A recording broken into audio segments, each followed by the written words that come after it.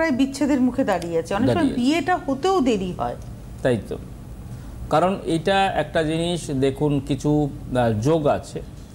লগ্নপতি শনি যদি সপ্তমে অবস্থান করে, যেমন এই ছেলেটির যেমন রয়েছে, তো লগ্নপতি শনি যদি সপ্তমে থাকে সেখানে বিবাহ সমস্যা, বিবাহিত জীবন খুব খারাপ হয়ে যাওয়া।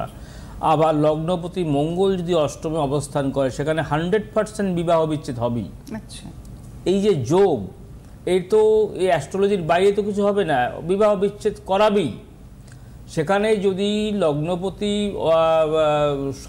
লগ্নপতির মঙ্গল যদি অষ্টমপতি মানে অষ্টমের স্থানে অবস্থান করে, সেখানে যেমন বিবাহ বিচ্ছেদ করাবে, আবার বিবাহ বিচ্ছেদ কী করে হবে? অষ্টমপতি মঙ্গল যদি আবার দ্বাদশে অবস্থান করে রাহুর সঙ্গে মিলিত সংযোগে হয়, তাহলে কিন্তু সেখানে বিবাহ বিচ্ছেদ, আইনি সমস্যা, আইনি জটিলতা, ডিভোর্স কেস খামারি, মামলা।